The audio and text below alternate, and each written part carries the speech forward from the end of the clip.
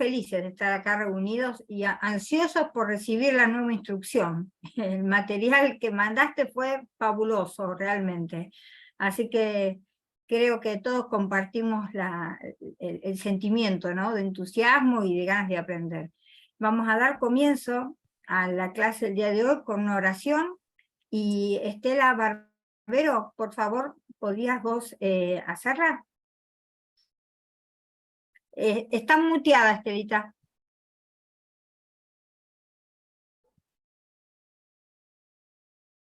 Ahora, Perfecto. bueno, permiso. Nuestro Padre Celestial, en esta noche nos inclinamos agradecidos por la oportunidad que tenemos de recibir instrucción con respecto a estas doctrinas que nos hacen falta conocer. Padre, te pedimos que nos bendigas, que nos des tu espíritu para comprender las cosas que nos resulten difíciles. Te pedimos que bendigas al hermano que va a compartir el mensaje con nosotros, y te pedimos que nos des la sabiduría y el conocimiento que necesitamos para poder crecer en estas cosas. Padre Celestial, ofrecemos esta oración humildemente en el nombre de Jesucristo, tu Hijo. Amén. Amén. Amén. Amén. Bueno, muchísimas gracias, Estela, y Jorge, todo el tiempo es tuyo, estamos ansiosos. Muchas gracias. Bueno, como ya saben, ¿no es cierto? Tenemos el confucianismo, o se puede decir confucianismo también. He estado buscando y viendo que se puede usar las dos palabras. Viene del nombre del maestro, digamos, como dice ahí, ¿vieron? Ahí está escrito cómo sería el nombre de él, Kung Fu Tzu. Nosotros lo latinizamos y juntamos todo y decimos Confucio, ¿no es cierto? Y de ahí viene el confucianismo, o maestro Con sería. Porque en realidad, Confucio, si ustedes vieron lo que aprendimos del artículo, no es que Confucio es un líder religioso, ni siquiera un líder político muy importante. Estuvo en la política y generó una gran influencia en la política china, pero él era un maestro en realidad. Era un estudioso y un filósofo, ¿no? Fue evolucionando a lo largo de su vida. Y ahora vamos a ver, como siempre, yo tengo hoy un videito cortito que nos va a resumir un poquito la vida de él. Pero la imagen de él fue creciendo. Tuvo discípulos, personas que seguían sus enseñanzas, que estaban muy relacionadas con la conducta, ¿no? Y después que él falleció, como suele suceder a veces con estos grandes hombres, cobró mucha más importancia el conocimiento de su existencia, de sus enseñanzas, se propagó y bueno, se llegó a transformar en una religión, ¿verdad? Aunque él nunca se creyó un líder religioso, por lo que estaba leyendo, ni tampoco se creía que era un gran hombre, ¿no? O sea, él se veía como una persona normal, pero sí tenía un gran cometido. Y cuando leía eso, pensaba, ¿no? En lo que habíamos estado hablando, ¿recuerdan algunas clases atrás? Acá tenía unas fotitos, pero ahora tengo unas fotitos tuyas, pero después las vamos a charlar eso, Guillermo. Pero acá, te tengo ahí, ¿se acuerdan que yo les había hablado de este detalle, ¿no? Que más o menos en esos siglos, lo hice de esta manera como para ver, ¿no? Casi todo el mundo. Por supuesto que antes pasaron muchas cosas. Y como 1500 años, entre 2000 y 1500 años antes de Jesucristo, el pueblo judío se desarrolló. Más bien la casa de Israel, estuvieron los años de cautiverio. En América había también una civilización en desarrollo que después se autodestruyó, digamos, los que eran del pueblo de Jared. Y también se estaba desarrollando el hinduismo. ¿no? En la India. Pero en este otro periodo ocurren cosas que son de gran influencia para la humanidad. Tenemos a Ley viniendo a América con su familia y estableciendo una nueva civilización. Tenemos a Buda, Siddhartha Gautama, que vimos la clase pasada, y después vamos a estudiar más adelante a los pensadores griegos, y acá yo lo puse a Tales de Mileto, que yo conozco, muchos que son conocidos nuestros, digamos, pero de esa época, que bueno, el conocimiento que ellos agregaron a la civilización moderna, especialmente la nuestra, la occidental, tiene una influencia extraordinaria, ¿no? Y bueno, y Confucio también surge en ese periodo precristiano, en esos siglos, ¿no? Por supuesto que todas estas fechas que tenemos ahí son fechas que tienen que ser comprobadas, digamos. O sea, hay personas que datan la fecha de su nacimiento de manera exacta y otros consideran, pero más o menos es el mismo periodo, ¿no? Solo para ver, es una imagen nomás, pero fíjense, ¿no? Como el Señor, yo estimo, porque al estudiar todo esto, no sé si a ustedes les va pasando, y creo que el hermano Palmer, que es el que produce los discursos que nosotros tenemos, esos discursos del hermano Palmer son de la Liaona, muchos, pero en realidad están en un libro de él. Están en un libro de él. Incluso el libro está a la venta, todo. No lo compré porque no sé inglés, pero estoy viendo si lo puedo conseguir en PDF, que es fácil de traducir, pero con las herramientas que tenemos, ¿no? Pero ese libro es muy extenso, o sea, aún lo que nosotros estudiamos un resumen y tiene algunas consideraciones de él respecto de que todas estas cosas no son. Hay puntos de contacto entre nuestra religión y estas religiones, y vamos viendo, por lo menos yo he ido viendo a medida que he estudiado los discursos, como la mano del Señor. O sea, no están libres las naciones, no están abandonados a su propio juicio, sino que tenemos el Espíritu del Señor y también lo que sería la luz de Cristo, ¿no?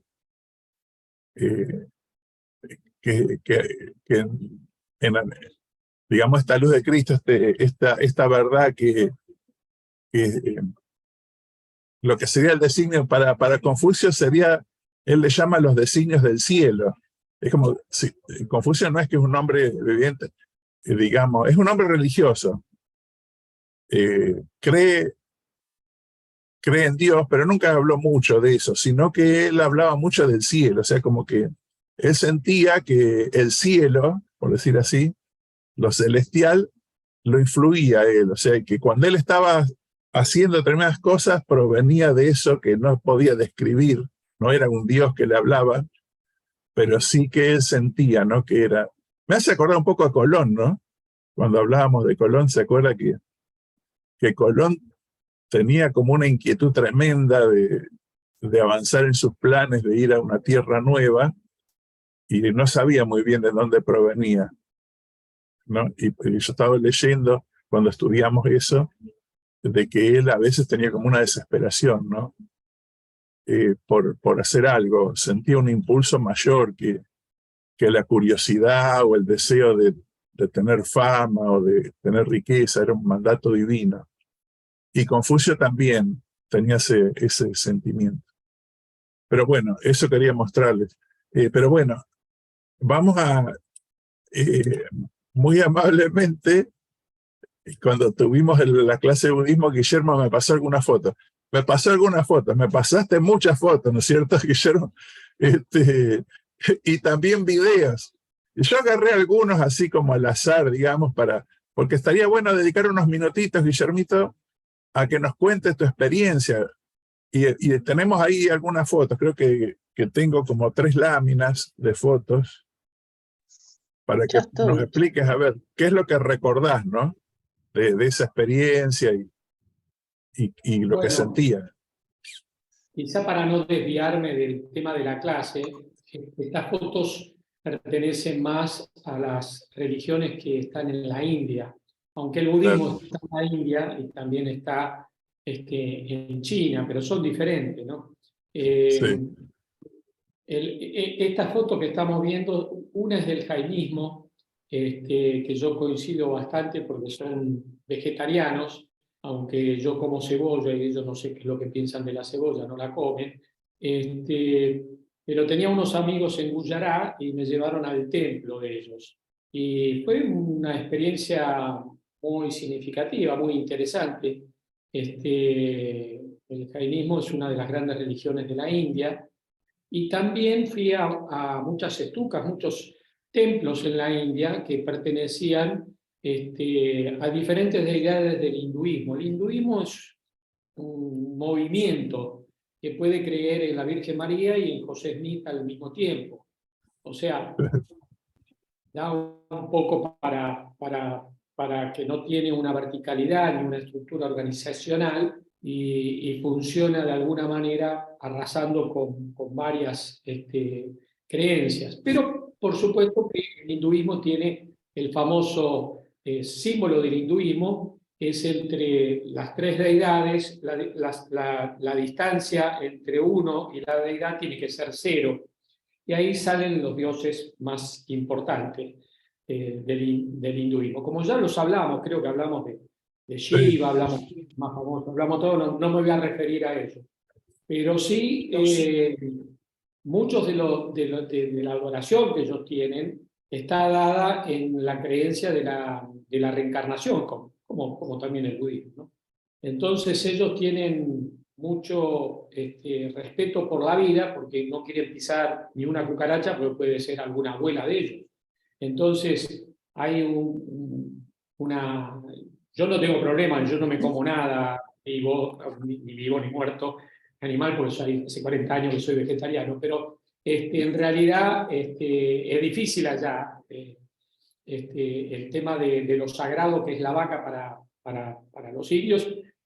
Circulan por las caóticas calles de la India, que está superpoblada y es el país más poblado de la Tierra. O sea, hay gente que vive en la calle, en la misma acera. Hay gente que detrás de la acera, para el cordón para adentro, vive en la vereda, y hay gente que después vive en la casa. O sea que está sobrepoblado. En una calle tenemos prácticamente 3 ocupaciones, desde la casa, la vereda y la calle. Y el tránsito, vemos circular lo que ellos protegen, lo que ellos no dañan, dejan circular, la vaca, otro tipo de animales, y yo he ido a una festividad de la vaca y fui con 2 amigos, y me causaba risa porque se ve que estos animales descubren quiénes son carnívoros y quiénes no. Yo podía acariciar el lomo de la vaca o la cabeza de las vacas que estaban ahí en el templo de las vacas, y mis 2 amigos, cuando se le acercaban, las vacas se espantaban porque ya se daban cuenta que no podían llegar. Pero más allá del hinduismo y todos estos templos que yo recorrí y vi que son extraordinarios, tienen un colorido y una belleza extraordinaria, también ellos recibieron hace mucho tiempo a una de las religiones Zorobabel, de las más antiguas, porque cuando en Persia fueron expulsados, ellos vinieron para la India, trajeron cierta riqueza y los aceptaron, y allí están también esta religión, que el famoso Tata, el auto tan conocido, esta corporación grande, es una de las tantas que tiene la casta más alta de la India. La más alta en realidad son los brahmas, que son los religiosos, pero ellos también funcionan como empresarios y tienen otras, vamos a decir, otras creencias muy diferentes, muy diferentes. Bueno, ahí estoy en lo que me dio es... curiosidad estas fotos, ¿no? ¿Cómo? Que me dio curiosidad las fotos estas, ¿qué serían estos lugares? Eso es el budismo. Ahí estoy parado con la mano de Buda, que Sí. tiene la svástica, ¿no? que es mucho más antiguo que el nazismo. Claro. Y ahí se ve el Buda de la India, que es un Buda delgado, que no está mezclado con la China, que en la China el Buda es bien gordito, es como bien gordo, porque la gordura es un don en la China, no así en la India. Entonces, cuando vemos un Buda flaco es de la India, cuando vemos un Buda gordo es de China. Perdón por las descripciones así tan directas. Como 5 generaciones el origen de estas religiones es en una isla saliendo por la puerta de la India, de Carlos V, que ustedes la conocerán por fotos. Entonces hay que embarcarse e irse a alguno de estos lugares extraordinarios con una arquitectura esculpida sobre la roca, que ahí se hizo el libro de la selva. En ese lugar se escribió el libro de la selva. Y en ese lugar pasaron como 3 o 4 generaciones tallando la roca para formar las primeras escuelas budistas, todo de piedra. Y lo extraordinario de este parque nacional en la India, en una isla, es que no necesita cuidadores para que nadie rompa nada. Porque cuando baja el sol, empiezan a aparecer los tigres, empiezan a aparecer los leones, empiezan a aparecer todo esto, que más vale que todo el mundo tenemos que irnos. Si no, somos la cena. Monos se quedan, deben ser la cena de ellos, porque monos hay por todos lados, toman Coca-Cola, hacen desastres, vuelcan las cosas, y víboras también, y todo lo demás que el que haya leído el libro de la selva puede imaginarse lo que hay en esa selva que la protege a esas civilizaciones tan antiguas del budismo que tallaron para hacer las primeras escuelas budistas. Otra curiosidad que me dio, estoy hablando un poco rápido, no sé si vale la pena yo voy pasando la foto, vos vas para ayudarte. Ese es un casamiento hinduista que tuvimos ahí, el colorido, y los casamientos en la India todavía son arreglados. O sea, no deciden los novios, se elige. Después en las de la izquierda, ahí vemos al Buda niño. Hace 10 años había una disparidad entre el budismo de China y el de la India, porque se hablaba de la reencarnación de Dios, que es el próximo Buda, y se hablaba del chiquitito ese, que es el próximo Buda. Ahora ya no debe ser tan chico, debe tener más o menos unos 25 años, que es el Dios encarnado, como dicen ellos, ¿no? Claro. Y atrás mío, en la de abajo, se ve el Buda gordo. Entonces, las 2 fotos en línea pertenecen a la China, y la otra foto de la derecha con el colorido del casamiento pertenece a un casamiento allí en donde el novio llega con camello. Yo también anduve en camello, pero yo ya estaba casado, así que no subí al camello para casarme. Tienen la dote, tienen un montón de cosas, muy pintoresco. Es un mundo dentro de nuestro mundo, la verdad, que China y India. Hay algo muy curioso, que fue a un cementerio del Zorobabel, que no se puede ingresar, pero lo veíamos desde el hotel y no podíamos ver mucho y trataba, la curiosidad fue de más. Ellos consideran, esta religión, que no se puede prender fuego al difunto porque contamina el aire, contaminaría con la persona fallecida. Tampoco se entierra porque contaminaría la tierra. Y algo que hacen muchos los hinduistas es que sus cadáveres lo ponen en el río sagrado de la India. Y tampoco porque contaminaría el agua. Entonces, ¿saben cuál es el destino de los difuntos? Se pone en una terraza arriba de todo hasta que se lo coman los pájaros. Así es el cementerio de Zorobabel. Por eso digo que hay todo un mundo diferente al nuestro. Claro. Después también están los Sikh, que nosotros tenemos varios en Argentina. Y bueno, creo que tuvimos una charla el año pasado, y capaz que podemos tener hasta una charla que puedan explicar Ellos son del 1500 después de Cristo, son más bien modernos, son los que usan turbantes, un sable como un símbolo de su religión y todo. Jorge, ahí más o menos hice a lo rápido, no sé si lo que esperaba de mí, pero hice un No, nada más que acá vemos el efecto de tu viaje Ahí a esa estoy zona. en el hotel del hermano Marriott, en la India. ¿Qué Ahí Buda es estoy ese que está en la cama? haciendo meditación. Estaba haciendo meditación. Era muy temprano. Ellos la practican, la hacen, hacen realmente los empresarios que yo conozco viniendo acá a la Argentina, lo practican. Yo tengo un amigo acá en el fondo de mi casa que anduvo por Europa y con alguien que practicaba el yoga, que bueno, el yoga, podemos hablar por horas del tema del yoga, ¿no? Desde el aspecto de relajación y desde el aspecto religioso. Inclusive una de mis hijas es profesora de yoga. Pero simplificando y pasando para algo para dejarte a vos ahora el tema. En la China yo estuve en los templos de la China, del budismo, los monasterios Shaolin, estuve también en los grandes templos que existen allá. No, en realidad yo no sé si podríamos decir templo. Vos estuviste hablando de Confucio y allá en la China se habla de Confucio, que era un moralista, que él era religioso, pero él lo que hace... en la China hay 4 religiones: el confucianismo, el taoísmo, el budismo y el feng shui. Son los 4 caminos religiosos de la China. Y haciendo algo rápido, Tao era discípulo de Confucio. Confucio fue para los emperadores, no fue para el pueblo.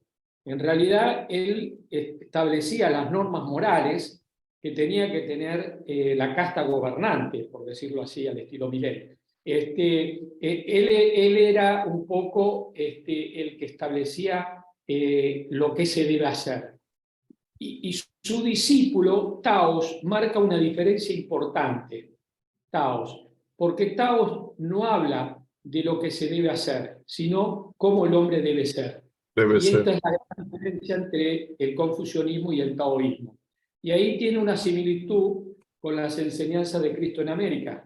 En 3 Nefi 27-27, ¿qué clase de hombre habéis de ser, aún como yo soy? Tao no podía dar su ejemplo personal, no porque no lo fuera, pero Jesucristo enseña que hay que ser como Él. Esa es la manera. Claro. No es que hagamos las normas. El hombre no fue creado para las normas, para el día de reposo, para los mandamientos, sino que estos fueron creados para el hombre. Esa es la gran definición. No voy a hablar del confucianismo, del budismo, ni el feng shui, que es muy interesante, el yin y el yang, pero bueno, te dejo ahí, Jorge. Gracias por la amabilidad. Bueno. Seguimos. No, gracias, Guillermo. Viajamos un poquito ahí por la India y la China con vos.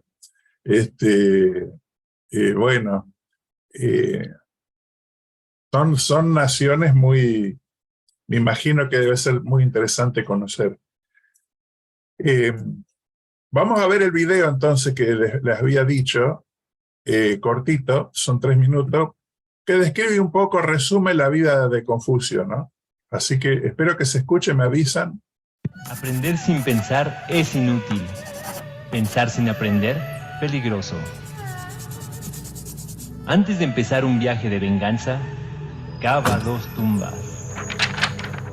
Confucio fue un pensador chino, creador del confucianismo, que se enfoca en una buena manera de vivir. Sin duda este filósofo es uno de los más importantes y también uno de los que más ha influenciado el pensamiento, incluso de Occidente. Es muy reconocido pese a que nació en el siglo V a.C. Hasta nuestros días es considerado como una fuente de sabiduría. De hecho, se piensa que el confucianismo ejerció una gran influencia en la doctrina cristiana y el día de hoy conocerás su vida. Confucio nació en el año 551 a.C., en un pequeño pueblo de China que hoy recibe el nombre de Shantung. Él nació en el segundo matrimonio de su padre. Desciende de una mujer muy joven y de extrema pobreza. Su padre de más de 60 años, de una familia muy acomodada. Xu Liang era el nombre del padre de Confucio. Él ya tenía 9 hijas fruto de su primer matrimonio. Sin embargo, él deseaba a su hijo varón y no quería morir sin él.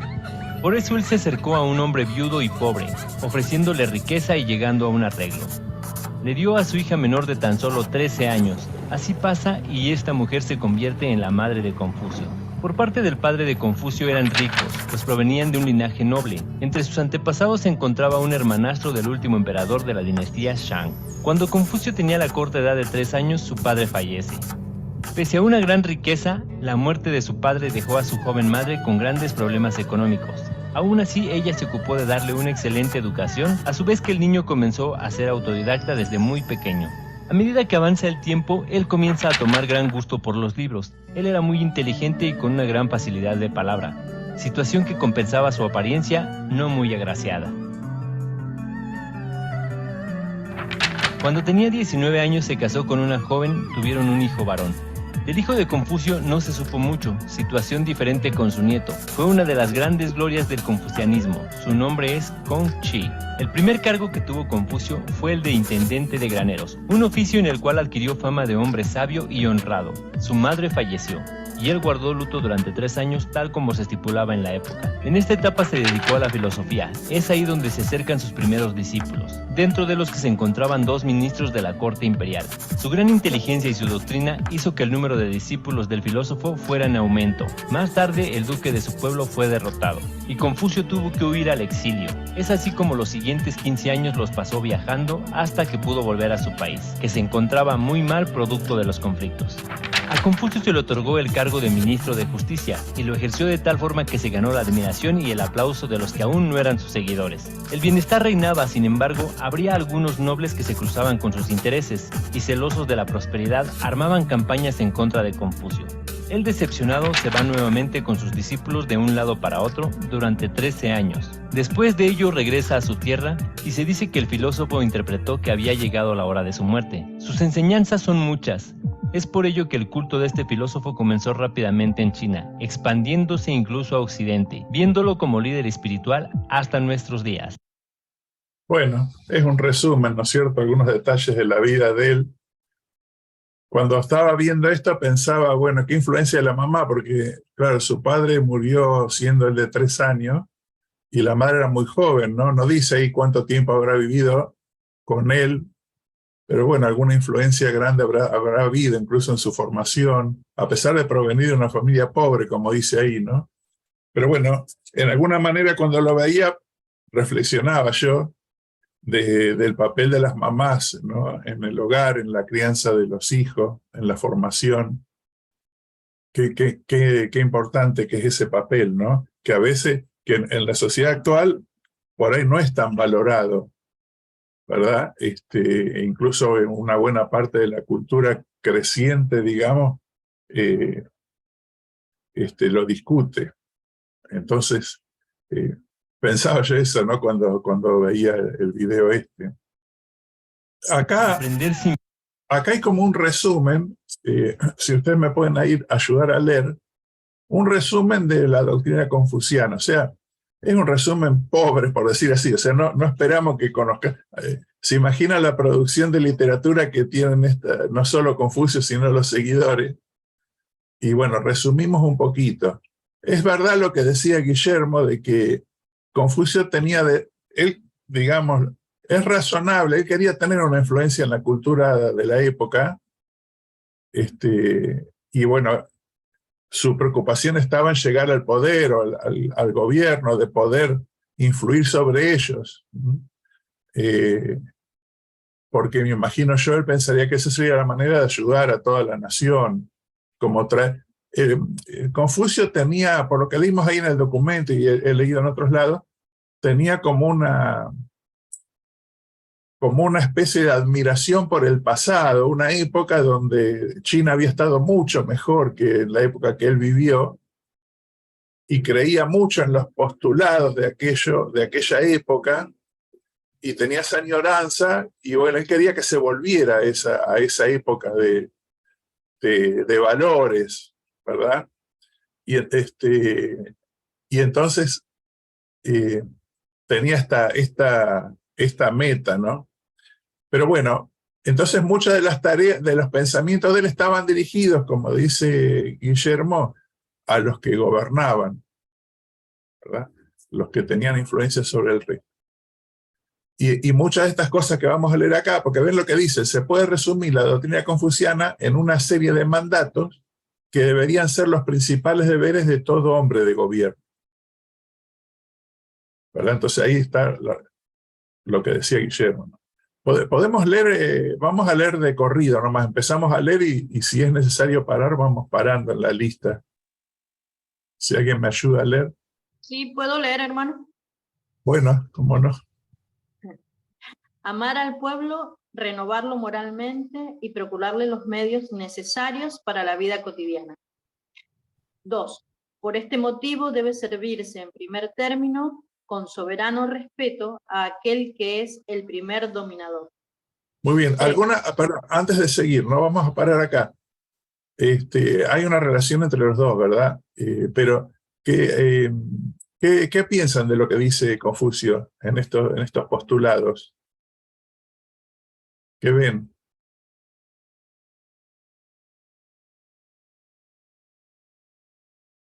Hace mucho hincapié constantemente sobre el respeto, sobre la valoración al otro. Entonces, evidentemente, un pueblo amado, un pueblo que es fuerte moralmente, que es renovado moralmente, y al que se le procura que tenga los medios para su vida, evidentemente va a ser un pueblo en condiciones de progresar, en condiciones de aprender, en condiciones de mejorar. Y él hace mucho hincapié sobre el respeto al superior, por así decir, al anterior, al que tiene más edad. Creo que también está haciendo en relación, ¿no?, al respeto con el primer dominador, ¿no?, con el mayor, con el soberano. Bueno, ahora, Él tenía... Sí, perdón. Sí, Claudia, y también está Enrique, que quieren comentar. No. Bueno, creo que demuestra él con esto que tenía muy claro que también los líderes son los que guían, ¿no? Los gobernantes eran moralmente correctos, rectos, entonces el pueblo tenía mucho más probabilidades de ser igual, de ser exitosos, de seguirlo, ¿no? Muy bien. Y no solamente procurarle los medios, o sea, el gobernante no solo tiene que darle prosperidad a la gente, ¿no?, sino también renovación moral, o sea, también es parte, según él, ¿no?, del deber del soberano, de también procurar una guía moral a la nación, ¿verdad? Enrique. Ahora Ahí está. Sí. Sí, te escuchamos, Enrique. No, me hacía acordar esto, aunque están invertidos, que amar al prójimo en el uno, y en el segundo sería amar a Dios, por sobre todas las cosas. Me hacía recordar eso, digamos, ¿no? Más muy allá bien, de Enrique, que no hablan de un Dios, pero sí hablan del pueblo, y el pueblo sería todo prójimo, digamos, ¿no? Claro. Y el primer dominador, claro, sería como Dios, digamos, ¿no? El como máximo, Dios. claro, máximo soberano. Y es buena la idea, porque si el primer dominador es Dios, el Dios que ellos tuvieran, o sea, su Dios, claro, él es el de donde viene la renovación moral, digamos. O sea, dice, por este motivo debe servirse el soberano. El soberano debe servirse en primer término con respeto, con soberano respeto a aquel que es el primer dominador. O sea, pone como una línea, ¿no? Aquel que gobierna tiene que tener la guía del primer dominador. El que lo domina a él, digamos, uno debería dejarse dominar por Dios para después poder dominar. Usa la palabra dominar, que nos suena extraña, ¿no?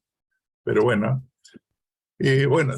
¿Algún otro comentario? Si no, seguimos leyendo, Claudia, los otros. Bueno.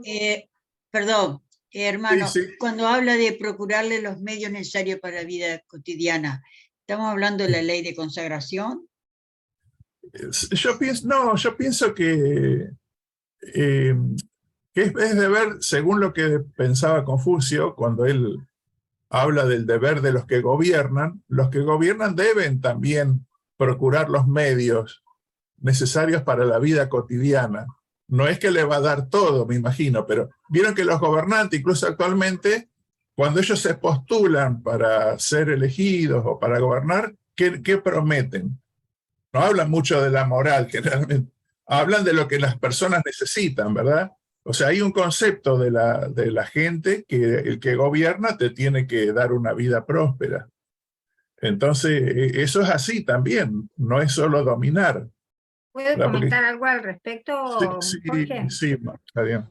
Algo que me sorprendió, nosotros estuvimos en China hace unos años con mi esposo, y algo que me sorprendió enormemente es que el gobierno estaba trabajando, y sigue haciéndolo, para llevar a la gente del campo, llevarla a las grandes ciudades, ¿no? Esto implica un cambio social, una mejora y otras cuestiones. Pero lo interesante es que ellos fabrican ciudades completas, levantan ciudades completas y preparan todo para que cuando esta gente rural esté en condiciones de llegar a la ciudad, tengan un lugar donde habitar, tengan posibilidades de conseguir un empleo, o sea, miran todo con anticipación. Y Confucio sigue siendo el día de hoy para los chinos el ejemplo, o sea, es el instituto por excelencia que ellos inclusive promocionan a nivel mundial para la enseñanza, la capacitación, especialmente de todo lo que tenga que ver con las artes. Y es algo que me llamó mucho la atención, ese cuidado y ese respeto hacia... Se te cortó el sonido, Mariana. Finalicé con eso, ¿no? Para no robarte más tiempo, solo que hoy lo siguen haciendo, aún hoy lo siguen haciendo, trabajan mucho sobre ese tema. A eso se refiere, procurar los medios. Claro, la cultura china, digamos, tiene gran influencia de las enseñanzas de Confucio. Bueno, ahora después vamos a ver un chino que lo tengo acá preparado para que nos hablen un poco de su cultura. Vamos a ver ahora, sigamos leyendo entonces, Claudia. Bueno, tercero, cultivar la virtud personal y tender sin cesar a la perfección. Cuarto, en la vida privada como en la pública, observar siempre el sendero superior del justo medio. 5, tener en cuenta las dos clases de inclinación propias del hombre. Unas proceden de la carne y son peligrosas, las otras pertenecen a la razón y son muy sutiles y fáciles de perder. Sexto, practicar los deberes de las 5 relaciones sociales explicadas más abajo. Y séptimo, tener por objeto final la paz universal y la armonía general. Bueno, esas serían algunas de las... Por supuesto que el confucianismo tiene una larga lista de normas morales, digamos, y de formas de actuar, y tiene también como un protocolo, que nosotros llamamos protocolo, la manera de conducirnos en diferentes eventos, o sea, sumamente extendido, hay mucho detalle, pero estos son como serían máximas para aquellos que gobiernan y que en definitiva influyen en las personas que son gobernadas. Por ejemplo, el 3, que habla de cultivar la virtud personal, o sea, trabajar con uno mismo en mejorar, así como, supongamos que le está hablando al gobernante, bueno, el gobernante también tiene que ser como una muestra de aquello que pide, ¿no? Entonces tiene que cultivar la virtud personal y no dejar de tratar de ir hacia acá dice la perfección. Bueno, ahí tenemos un punto de contacto con nuestra búsqueda también. Yo sé que la búsqueda de la perfección a veces en el mundo moderno también tiene sus detractores, digamos, porque a veces, incluso a veces nos pasa en la misma iglesia que algunas personas con ese concepto que estamos buscando la perfección terminan frustrándose y ha conducido a acciones malas a muchas personas, digamos, cuando no pueden lograr, nunca lo voy a lograr, ¿no? Bueno, nosotros tenemos, como hemos hablado en otras clases, la expiación de Jesucristo. Debemos confiar en Él y saber que cualquier intento de mejorar o de llegar a ser, como decía en Tercer Nefi, llegar a ser, ¿verdad? Lleva su tiempo, es un proceso. Y a veces por más que hagamos, ahí en Tercer Nefi, en el versículo, ese es 27-27, si no me acuerdo, el que dice qué clase de hombres habéis de ser. Algunos versículos antes Claro, algunos versículos antes el Señor también dice que debíamos hacer las cosas que le hemos visto hacer. Entonces, es como que están las dos cosas. Tenemos que hacer las cosas pero lógicamente, hacer todo lo que le vimos hacer a él lleva un proceso. No vamos a llegar a hacer las cosas de primera instancia. O sea, yo puedo ver a una persona en un video de YouTube por ejemplo, el otro día quería hacer unas milanesas, como ahora cocino más porque estoy jubilado. No sé hacer una milanesa, no se me rían, ¿no? Pero quería saber cómo mejorar el huevo y qué cosas echar sin errar, ¿verdad? Entonces, me vi un video, pero después me di cuenta que hay una diferencia entre hay una capacidad que tiene el que te explica, que por más que siga todo, a veces no te da, porque el tipo sabe el toque.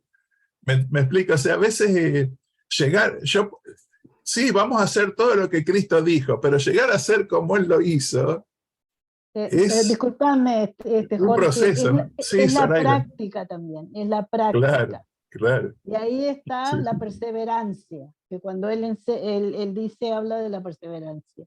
Tú estás diciendo lo que el tipo hace, a mí no me sale, porque tú lo haces por primera vez. Claro. Y el tipo lo ha hecho 1000 veces. Cuando enseña ya lo hace con ojos cerrados. Entonces es la práctica. La práctica es lo que te da la perfección. Pero sabemos nosotros, como miembros de la iglesia, sabemos que la perfección en esta vida no se logra. Si llegamos a un grado, y cada uno llegará a su grado, y el Señor acepta lo que acepta, y a cada uno le aceptará distinto, porque cada uno tiene diferente capacidad. Claro. Y eso es lo que nosotros debemos aceptar, pero sí ser perseverantes, siempre, siempre perseverantes. Ajá.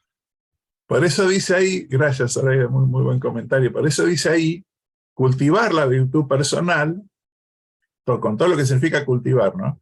Pero después dice tender sin cesar.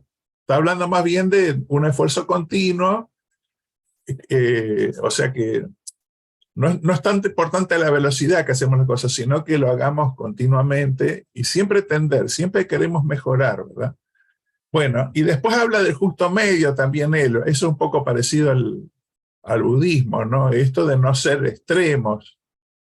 Siempre tenemos que cuidar el carácter de manera tal de que tengamos gobierno del carácter. Esto es muy importante en nuestro trabajo, en asuntos públicos. Las relaciones que llevamos a cabo con otras personas requiere que nosotros nos refinemos también. O sea, así como sabemos estamos aprendiendo de las religiones y estamos aprendiendo la manera que ellos piensan, eso también es útil para la manera en que después nos desenvolvamos en nuestras responsabilidades con otras religiones y tengamos menos temor y tengamos más facilidad. Entonces también tenemos que tender a mejorar en eso, ir aprendiendo cada vez más y también ir aprendiendo cómo reaccionamos nosotros ante estas otras formas de pensar, ¿verdad? O cuando estamos reunidos con ellos. Muy bien, entonces habla de eso y después a ver, bueno,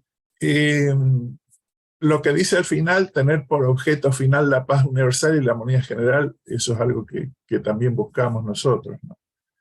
Acá yo tengo al doctor Mikhan Sou. Él es tengo 3 videitos de unos 3 minutos, 4 que bueno, hay que... estaba pensando, ¿qué hago? ¿Los vemos, no los vemos? O sea, porque a veces es lindo conversar y charlar, pero me gustó mucho, yo los estuve viendo. Es una eminencia este hombre. Vive hace muchos años en España, está en una universidad de Barcelona, creo que era, y es uno de los... Hay una fundación que establece una fundación dentro de la universidad, pero tiene relación con la cultura china y el poderla dar a conocer. Y bueno, vi varios videos de él en distintos foros y en distintos momentos de su vida. Y bueno, ahí dice, ¿ve? El doctor Mikhan Sou es uno de los 10 profesionales chinos de mayor relevancia en nuestro país, o sea, en España. En 2012 fue elegido como uno de los 10 directivos chinos más influyentes de España. A ver qué más dice de interés. Bueno, el doctor es director del Máster Unión Europea-China, Cultura y Economía, etcétera, ¿no? Entonces él habla de estas tres cosas que son importantes en la cultura china y también en el confucianismo. Hay un video entero que se llama Confucianismo y Filosofía China. Yo puse unos minutitos nomás. Después se los puedo pasar si ustedes lo quieren ver, porque es muy ameno. Pero bueno, vamos a ver un poquito el tema este de la obediencia, que es parecido a cuando nosotros hablamos del temor a Dios, que no es temor en el sentido que nosotros a veces tenemos de la palabra, es más bien reverencia, respeto, incluso amor a aquel que es nuestro Dios, ¿no? Nuestro Padre. Y bueno, yo les voy a explicar un poco. Sepan disculpar que está como cortado, o sea, porque yo tengo que decidir, ¿no?, dónde ponerlo, pero bueno, vamos a ver. El confucianismo enseña a los chinos a partir de 6 años de edad, o sea, de la escuela que primero kinder, a hacer respeto a la autoridad, respeto al superior, respeto al mayor. Este respeto es la base del imperio chino, es la base de la dictadura actual. Por lo tanto, siempre arriba manda, abajo respeta y obedece. ¿Eso qué quiere decir? Que un niño entra a la escuela, primer día, no sabe qué respeta. Si le machaca 12 años, de 6 a 18. ¿Eso qué significa? Significa ya es un robot, ya automático. Ya sabe, viene el jefe, viene el gobierno, viene la administración. Automáticamente e intuitivamente ya empieza a mostrar respeto. Eso por la película, por muchos sitios, ¿ves? Luego los ritos, cómo respetar. Por lo tanto, aplicamos los chinos en Canarias, los chinos en la península, prácticamente no tiene reivindicación política. Nunca hace manifestación en la calle. ¿Por qué no hace? Porque es la autoridad. ¿Cómo voy a contra la autoridad? Claro, esta contrachoca de su educación, hablamos de la primera generación. Por eso son sus hijos, segunda generación, empieza, papá, esto no va, tenemos que reclamar. Es la segunda generación, es para explicar. Entonces, sí, aquí no hay autoridad, al final usted va a trabajar en una empresa, bueno, ahora vienen jefes, los superiores. Eso para explicar, los chinos son trabajadores, obedientes. Por la educación, que los jefes mandan esta empresa, los jefes mandan este taller, que viene a trabajar, obedece a los jefes, respetan a los superiores. Bien, al fin, ni estoy con el gobierno, en la institución, ni estoy en la empresa, estoy en casa. Entonces, ¿quién manda? La edad manda. Respeto a mayor. O sea, si abuelo está, papá no puede opinar. Si abuelo no está, a papá opina. O sea, por la edad, en casa, en familia, así hay una jerarquía. Por eso, con este respeto, viene siguiente categoría social de tipo piramidal. La sociedad china te marca cada uno una categoría.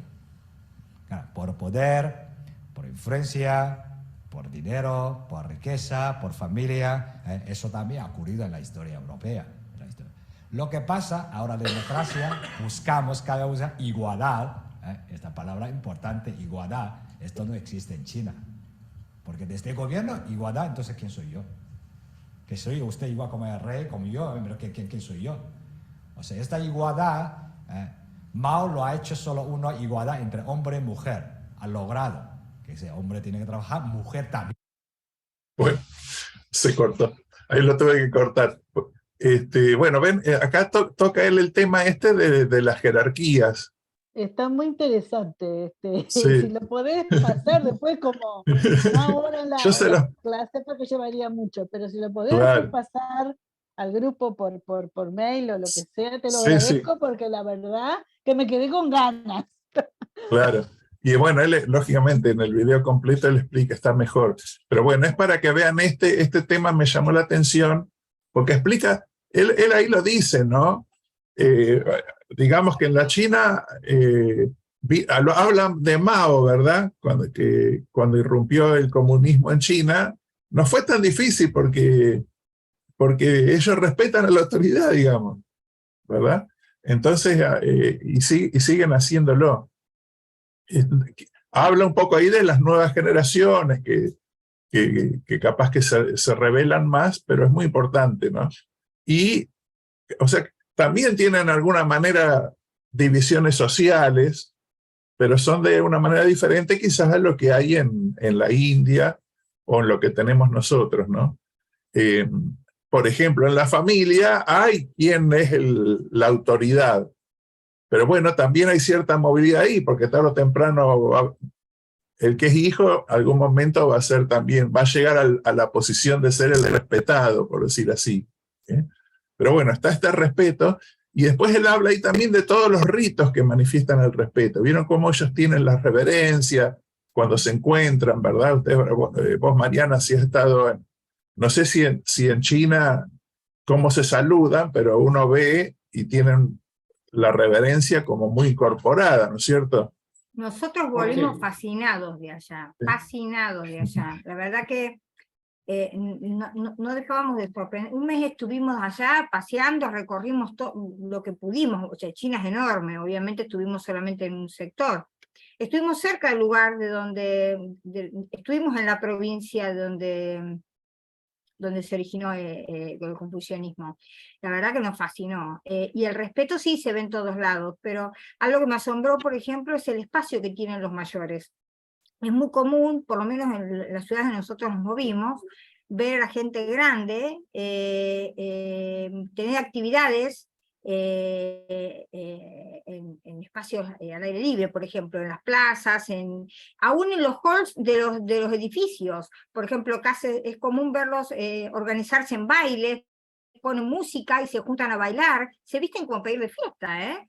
Y bailan, tienen reuniones, tienen clases de yoga. La verdad, me pareció extraordinario, y el respeto que se tiene, sí, realmente, hemos visto mucho respeto para todos, inclusive y fundamentalmente para los que éramos extranjeros. Qué bueno. Bueno, Guillermo, querías comentar. Sí, hay una que es la China moderna y que hace un cambio en muchas de las tradiciones que tienen por 10.000 años los chinos. Yo fui a muchos museos por varias provincias de China, inclusive recorrí el Gran Canal y todo, y fui a lugares como las antiguas capitales antes de Pekín o Beijing, como Ningzhou, Changshu y algunas otras. ¿Cómo? Xi'an, donde están los soldados de terracota. Sí, no escucho muy bien lo que decís, pero en realidad lo que hay es, como dijo Mariana, hay un gran orden. Yo llegué a China y, bueno, tontamente, en lugar de tomar el tren por levitación, me fue a buscar un auto del hotel y me perdí de ver un tren que no tiene ruedas. Allá en Shanghái, pero sí viajé en los de alta velocidad, y es interesante lo que decía Mariana, que acostumbrados a la Argentina, ellos son muchísimo más, moviéndose por todos lados, por las peatonales, por el cruce de las calles. Yo estaba ahí cuando llegó el tren y se abrió después de pasar el ticket, y todos caminaban uno detrás del otro. Yo pensaba en la Argentina, con todo el espacio que había en el coste, algunos no se desparramaban por otro lado para ir a entrar. No, un orden tremendo. Y jamás tuve, en todas las veces que fui a China, jamás tuve temor de andar en la calle en la noche ni nada, por el tema del respeto y la seguridad, que es parte de lo que se decía ahí. Que me gustaría marcar por el tema de la iglesia. Ustedes saben que por 99 años China tuvo cedido a Hong Kong, y que hace ya algunos años atrás Hong Kong pasó a ser parte de la China continental, porque había sido el acuerdo con los ingleses. Y muchas de las autoridades generales hablaban acerca de cómo son los caminos del Señor. En el tiempo que los ingleses tuvieron Hong Kong, se construyó el templo allá. Y después que pasó a la China popular, el templo quedó en parte de la China para que aquellos que lo fueran a necesitar por la prédica del Evangelio, porque se mudaban ahí, en realidad la bendición que significó que el templo ya estaba construido cuando se venció el plazo y se tuvo que entregar Hong Kong a China. Esto es muy interesante, ¿no? Porque en realidad son muy diferentes los diferentes lugares y la China es tremendamente grande y muy variada. Pero ese lugar, a pesar de los conflictos que ustedes ya saben, aún se conserva como parte del pilar que la Iglesia puso para la prédica del Evangelio a una población que es sumamente interesante, relacionada con los templos. Ellos tienen su genealogía, tienen toda su línea por años, tienen un gran respeto por la familia, una veneración, esto que se mencionaba antes por este profesor, el respeto a la autoridad es tal cual como de la misma manera. Y ellos tienen lugares sagrados donde veneran a sus antepasados, los chinos. Entonces yo creo que alguna vez cuando la prédica del Evangelio pueda acudir y tengamos la capacidad como iglesia de predicar el Evangelio a esta cantidad de gente que habita la China, creo que estamos en 1.200 millones, indudablemente ellos van a poder entregar su genealogía para la obra de Dios. Bueno, no te quiero robar más tiempo. No, está bien. Bueno, lo que pasa es que en realidad lo que vas diciendo es lo que hay que decir. Así que yo cuando ustedes dicen algo que yo iba a decir, después no lo di, porque ya fue dicho, como el Señor quería que se suceda, ¿verdad? O sea, no se preocupe. Pero bueno, ahora vamos a ver el otro. Entonces hemos hablado de tema, está cala hondo, digamos, en la cultura china, este tema de la reverencia, del respeto, ¿verdad? Por el que gobierna, por el jefe también. Una de mis alumnas de instituto, cuando dimos este curso, ella es una chica que ha viajado por muchos lugares y bueno, estuvo viviendo en Nueva Zelanda y trabajó ahí para una empresa de patrones, los dueños eran chinos, y contaba, ¿no?, cómo a veces ella se sentía como ofendida por la manera en que el trato que recibían, mientras que todos sus otros compañeros chinos no, porque para ellos es normal seguir las instrucciones de su jefe, digamos, no lo toman como algo personal, es propia de su cultura de ser ordenados y que las cosas se hacen de una determinada manera, y si lo dice el jefe, así es. Mientras que nosotros por ahí a veces somos más contestatarios, más pensamos hacer las cosas como nosotros pensamos que es mejor. Pero bueno, pero yo me llamaba la atención ella, ¿no?, de esa experiencia que había tenido en esa empresa. Vamos a ver ahora la familia. Tercer punto también importante es la responsabilidad social. Esto influye muchísimo a los chinos, es tener hijos. Por lo tanto, no sé si encontráis a los chinos, difícilmente que no tengo hijos.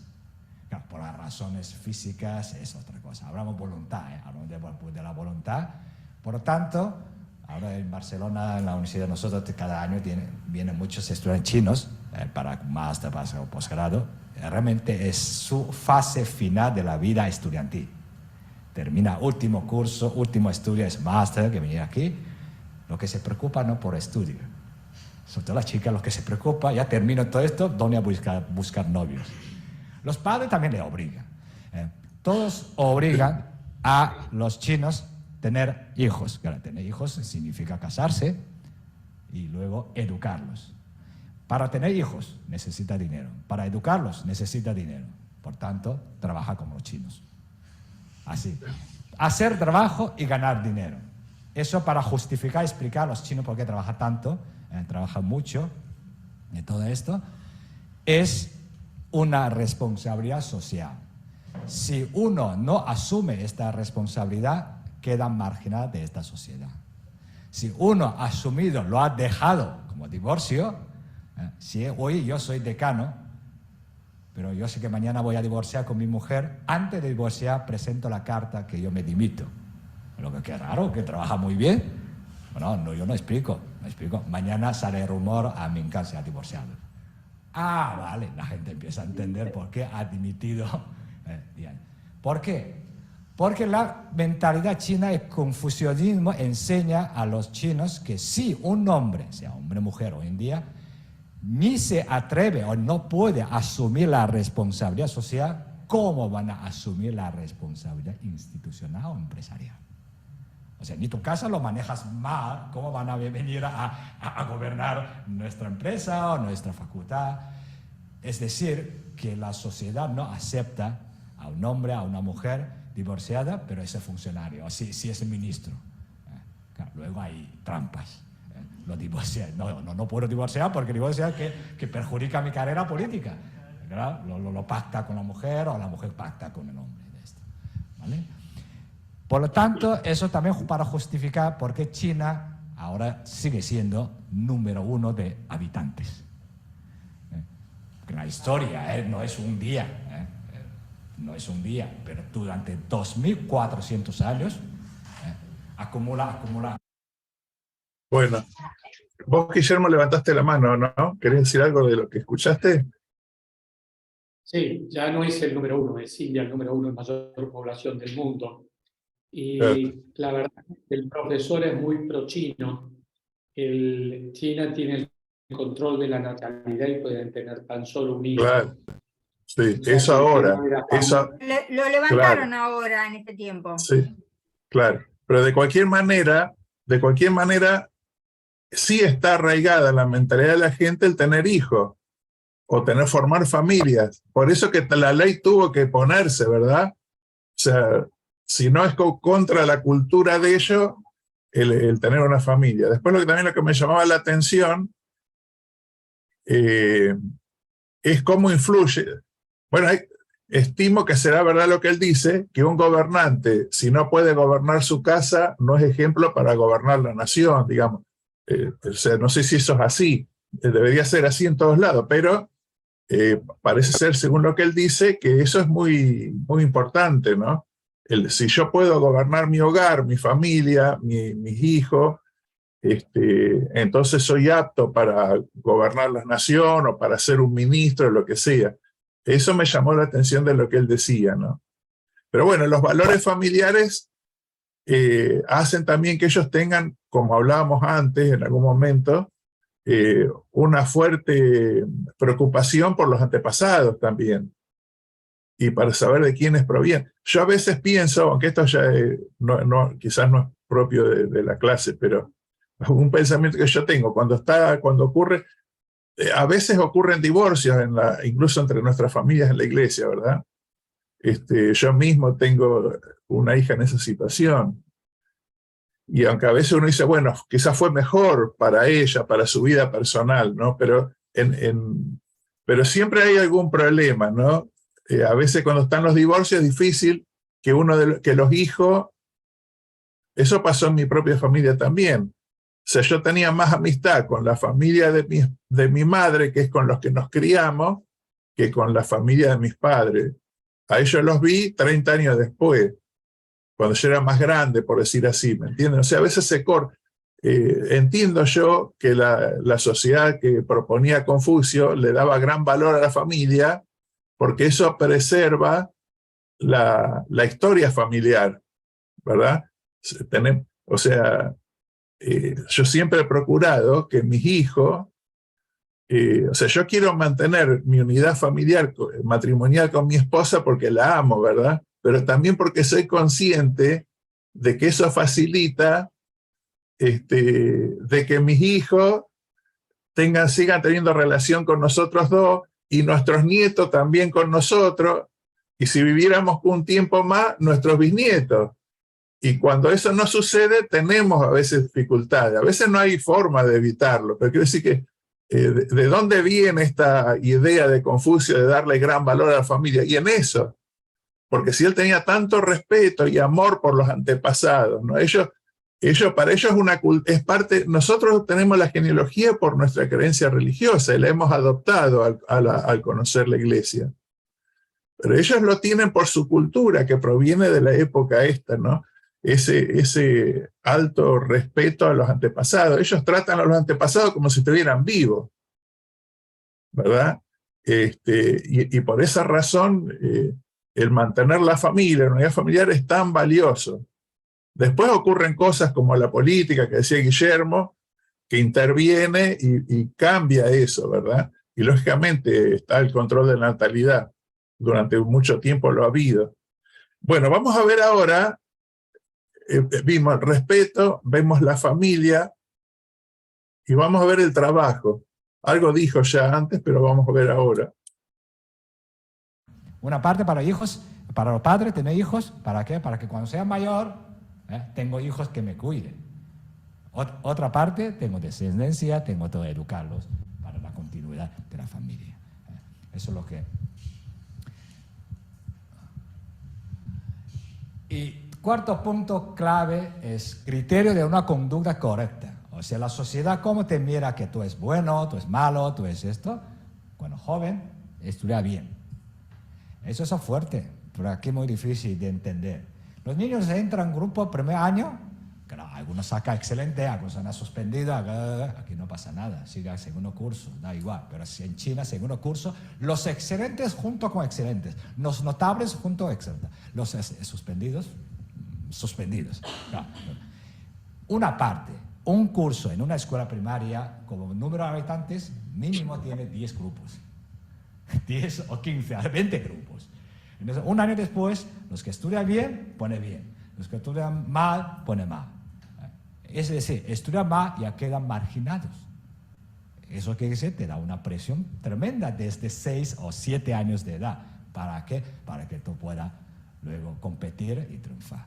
Claro, al final termina la etapa estudiantil, entonces empieza a trabajar, entonces hay que trabajar duro, porque el jefe siempre manda duro. Hay que trabajar mucho, lógico es esto. Claro, si tú trabajas duro, tú ganarás, saldrás triunfando. Pero si no trabajas duro, no pasa nada. Los demás trabajan duro, son más competitivos, entonces tú quedarás marginados. Obedecer sin condiciones a los superiores. Esa es la razón de que China todavía no existe sindicato. No se sabe, aquí todos sabemos. El jefe me manda tanto, ahora yo voy a hablar con sindicato. Que no, 8 horas, todo esto. No. China, sindicato ayuda a los jefes. Cuando tú hablas con sindicatos, digan, no, tienen que trabajar, tienen que trabajar más. Esto, todo viene, el caso de iPhone, de tenemos móvil, esto lo ha hecho y ha ocurrido 31 suicidios por trabajar demasiado. Esto. Pero todavía no hay ley. China todavía no hay ley que puede controlar a los empresarios de cómo mandar a sus empleados. Pero en general obedecer sin condiciones a cambio de algo. Yo obedezco todo lo que dice, vale, a cambio de que el jefe te promueve tu puesto o te sube. Por lo tanto, la ley, todos tenemos concepto de ley universal, pero la ley china sirve para castigar un mal comportamiento, es universal, pero China tiene otro, es confucianismo. El valor moral sirve para encanalizar. Aquí existe el valor moral, pero ahora ya no funciona. Ahora funciona con la ley. Pero en China funciona más el valor moral que la ley. Es como un rector. Ahora soy el rector de la universidad, pero yo divorciado, aquí ya aceptan. China no acepta, no es que la ley permite el divorcio, la ley no dice que no puede divorcio, la ley que sí, entonces yo no he violado la ley, pero no puedo seguir siendo rector. ¿Quién me castiga? ¿Qué es lo que me castiga? Es ese valor moral me castiga. Es que la sociedad no te acepta, la ley te acepta, pero la sociedad no te acepta. Es para encanalizar la conducta, a juicio de confucianismo, la conducta correcta. Esto. Por lo tanto, el confucianismo insiste en la moralidad, la cortesía, la justicia y la sinceridad. Por tanto, aquí hay 5, ren yi, li, zi, xin. Esos 5 son 5 pautas, criterios para el comportamiento diario de los chinos, o sea, relaciones personales entre los individuos. Ese ren representa la humanidad, la voluntad, la bondad, convivencia entre los seres humanos con armonía. O sea, los chinos intentan evitar conflictos y peleas. Intentan, porque esto no coincide. Esa es la educación. Luego es cada uno saca notable o excelente, pero te educa en confusión. Y es la generosidad y la justicia. Eso significa, amigos, ayuda, sí, hay que ayudar. Ayudar sin condiciones. No, aquí hay amigos, amigos, negocios, negocios. Pero no puede mezclar, somos amigos, pero este negocio me va mal, yo no puedo. Por este y... Bueno, después yo les voy a mandar entonces para que vean, pero acá lo que él está tratando de hacer es como alguna...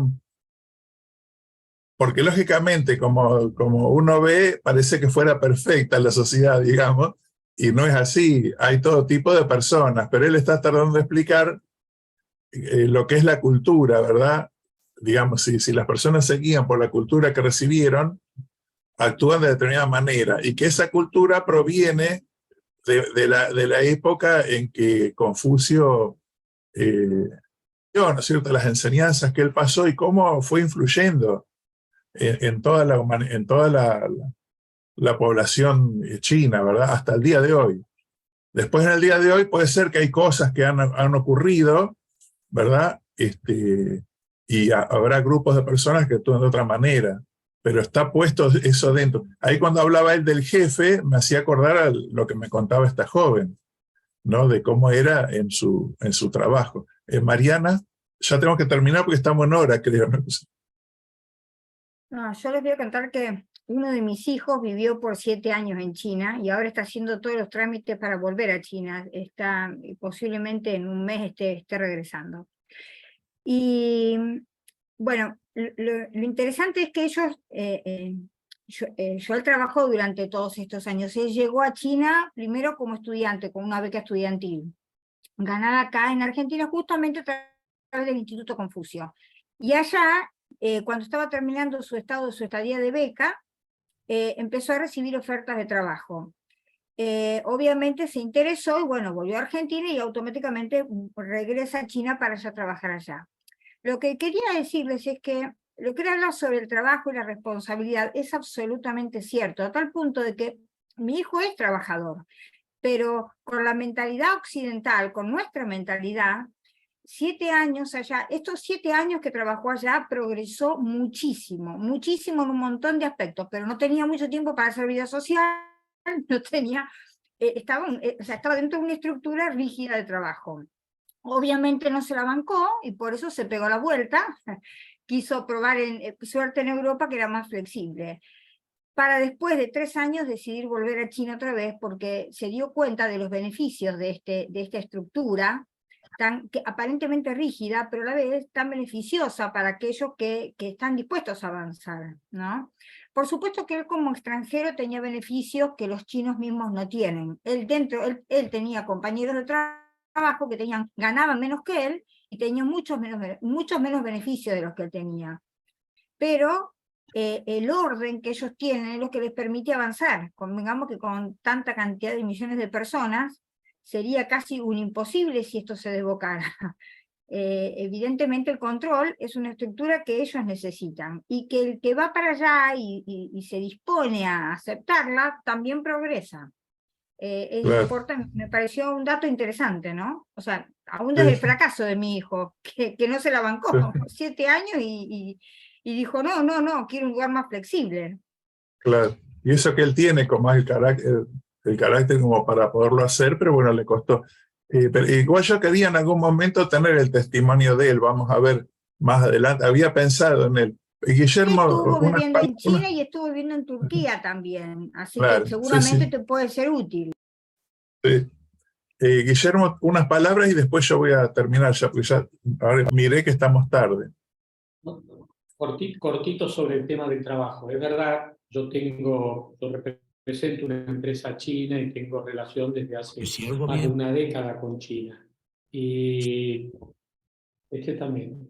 Bueno, la iglesia hace, Scott Archibald, un compañero mío de la misión, la iglesia comenzó a comprar a China muchísimo de lo que se necesita para las capillas en China, inclusive las sillas en los Estados Unidos, Brasil, también las sillas vienen de China, y aún ahora en Argentina, que nos falta tanto, también la ropa del templo está viniendo de China. O sea que lo que vos hiciste en el video anterior acerca del trabajo, de cómo se hace, evidentemente, si la iglesia está adquiriendo, es porque ha alcanzado los niveles óptimos para que la iglesia utilice. Solamente quería hacer este comentario al respecto. Bueno, gracias, Guillermo. Sí, antes había una idea como que la manufactura china no era tan buena, ¿verdad? Pero bueno, todo eso ha ido cambiando, ¿no? Muy bien, entonces un poco hablamos de esto. O sea, cuando uno habla de China, tiene que reflexionar sobre el confucianismo, ¿sí? ¿Verdad? Y mucho de la cultura que los chinos tienen, hablando globalmente, ¿verdad? Como nación, proviene de las ideas de este hombre, que era un hombre sencillo, que no fue que, digamos, en su época quizás hasta él mismo no habrá sentido que habrá logrado demasiado, ¿verdad? Pero sin embargo, con los siglos, con los años, con los siglos, llegó a tener una influencia muy, muy poderosa. Y bueno, y hay muchos puntos de contacto entre lo que nosotros pensamos y lo que ellos también piensan. Acá Palmer, en su artículo, dice: el propósito final del Evangelio de Jesucristo es la regeneración y perfección de las almas humanas. Regeneración podríamos decir una palabra que reemplaza al hecho de pasar de un estado mortal a un estado de perfección física también, ¿verdad? Pero sabemos que la perfección no solamente es física la que buscamos, sino también en la manera en que nosotros actuamos de acuerdo a la ley. Dice, la cual se logra en gran medida por medio de la obediencia a la ley moral. Por supuesto que la ley moral para nosotros no es una ley instituida por ninguna persona, sino por Dios. Por eso me gustaba esa frase cuando hablaba del mayor dominador, digamos. O sea, no sé qué conciencia tenía Confucio, de dónde provenía su sabiduría. Nosotros siempre, cuando hablamos de la ley moral, o cuando hablamos de qué cosas debemos hacer, o cómo debemos comportarnos, cuál es la norma de comportamiento nuestra, siempre nos remitimos a la ley, a los 10 mandamientos, a la palabra de los profetas, ¿verdad? No estamos pensando que es la ley del presidente Nelson o la ley de alguna persona, sino que son cosas que provienen de Dios. Más allá de la conciencia que pudiera tener Confucio, como resultado de todo lo que yo he estudiado, digamos, ¿no? En estos días y en días anteriores, cuando di por primera vez el curso, es de que muchas de las cosas que él propuso provienen de este conocimiento, ¿no? Provienen de la fuente de la cual también proviene nuestro conocimiento. Y, como por ahí decías vos, Mariana, también, esa ley que se pudo introducir a través de este hombre, ¿no es cierto?, a esa nación, le ha permitido sobrevivir. Porque en la época que presidió a Confucio era una época sanguinaria, ¿verdad? Donde los gobernantes hacían uso de su poder, digamos, y su ambición personal, y bueno. Entonces él, a partir de Confucio, no es que las cosas se ordenaron, pero ya empezó a haber una manera de pensar que organizó y permitió a una sociedad como la China sobrevivir hasta nuestros días. Entonces esa es una de las cosas que había visto, ¿no? Yo, y que quería que quede, ¿no? La mano del Señor en todas las naciones y en todas las épocas. Y que nosotros podemos estar bien felices de saber que tenemos tenemos una conciencia más directa, digamos, de todo lo que Dios piensa. Y que también es una buena búsqueda para nosotros, hermanos, la búsqueda de la perfección, de mejorarnos en todo. Y si bien, como decía ahí Confucio, ¿no? Que debemos tener la tendencia hacia la perfección, a veces pasa que con los años podamos dejar Yo estoy tratando ahora, por ejemplo, de no dejar que el hecho de que ya una parte de mi vida que ocupaba el trabajo y que me impulsaba, me haga perder ese instinto de seguir adelante hacia la perfección, de mejorarnos en el llamamiento que tenemos, en las responsabilidades que tenemos en la iglesia y en nuestra relación con la familia, con nuestros hijos, con nuestra familia extendida. Sigamos adelante, ¿no? Y ese es un poco el mensaje de Confucio y sin duda es el mensaje de nuestro Padre Celestial y de nuestro Salvador Jesucristo, ¿no? Y comparte estas cosas en el nombre de nuestro Señor Jesucristo. Amén. Amén. Amén. Amén. La verdad que fabuloso, realmente fabuloso, muy, muy, muy inspirador. Muchísimas gracias, Jorge, por tanta preparación, tanta preparación. La verdad que yo personalmente salgo muy satisfecha siempre de tus clases. Bueno, para finalizar vamos a hacerlo como siempre con una oración. Y Jaime, sí, vos tenías la última oración. Bueno, dale, ahí. Permiso.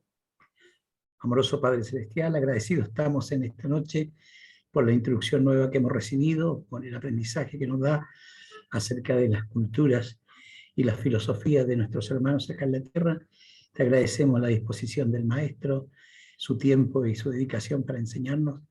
Rogamos sobre él una bendición y sobre nosotros para que podamos juntarnos nuevamente el próximo martes. Pedimos tu compañía y tu espíritu y lo rogamos en el nombre de Jesucristo. Amén. Amén. Amén. Bueno, hoy yo le mando todas las cosas entonces que les prometí, porque hay algunas cosas que no vimos acá, pero un poco esto de la veneración de los antepasados que hablamos, yo se los mando para que lo vean. Dale. Bueno, estamos. Gracias. Perfecto. Nos vemos. Gracias por los materiales que buscas. Gracias. Yeye. Sí. Chao. Ah, sí, sí. Gracias. Quiere decir Yeye. Sí, sí.